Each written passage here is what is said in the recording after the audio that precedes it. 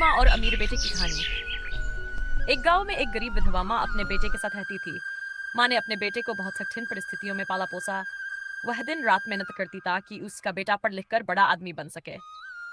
माँ अक्सर बिना खाए ही सो जाती ताकि बेटे का पेट भरा रहे। समय बीता गया और माँ की मेहनत रंग लाई। बेटा पढ़ लिख कर एक बड़ा अफसर बन गया। उसने शहर में एक आलीशान घर बना लिया और वहीं रहने लगा। धीरे धीरे वह अपनी माँ को भूलने लगा।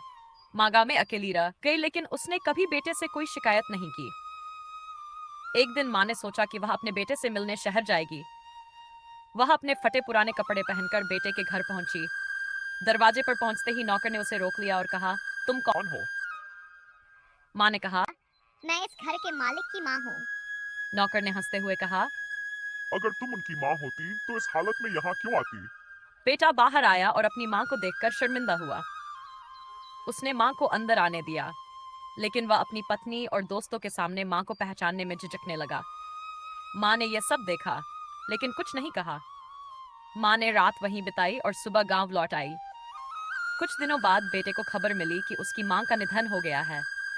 जब बेटा गांव पहुंचा तो उसने देखा कि माँ ने अपने नाम की सारी संपत्ति एक वृद्धाश्रम को दान कर दी थी। माँ ने एक चिट्ठी छोड़ी थी जिसमें लिखा था, बेटा, मैंने तुम्हें इसलिए बड़ा नहीं किया कि तुम मुझे भूल जाओ।